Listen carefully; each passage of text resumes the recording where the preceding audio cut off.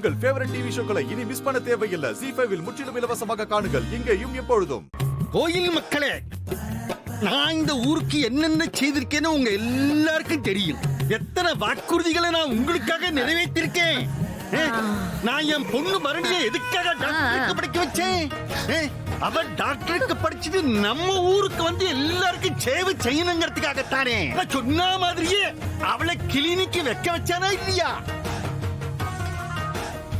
நான் என்ன இந்த தர்மகர்த்தா எலெக்ஷன்ல தர்மகர்த்தா ஆகணும்னு நான் எதுக்காக ஆசைப்படுதேன்? நீங்க எல்லாரும் நான் தர்மகர்த்தாவா வரணும் அப்படின்னு விரும்புறதுனால தானே இல்லையா? ஏன் நீங்க விரும்புறீங்க? இந்த கோயிலுக்கு எம்புட்டு செஞ்சிருக்கேன் நானு. இந்த கோயில் குளத்துல தூர்வாருனது ஆறு.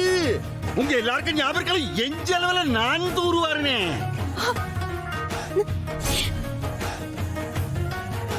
நீங்களே சொல்லுங்க. இல்ல முத்துப்பாண்டி, இவர் அப்படியே இருக்காரு. போக போக மோசமாதாமா போயிட்டு இருக்கு.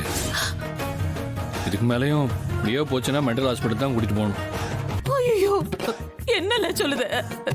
ஐயோ ஐயோ சின்னையா, அப்படியெல்லாம் பண்ணிடாதீங்க ஐயா.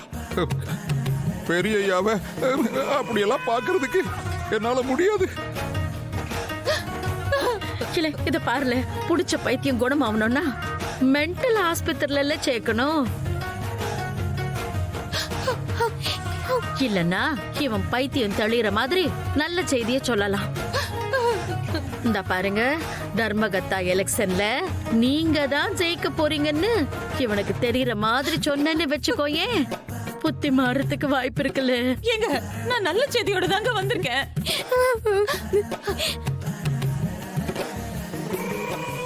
இவ்வளவு நான் எதுக்காக உங்கள்கிட்ட பேசுதேன்? இப்பதான் சம்பு கிட்ட பேசிட்டு வரேன். அவன் தர்மகர்த்தா எலெக்ஷன்ல நிக்க மாட்டேன்னு சொல்லிட்டாங்க.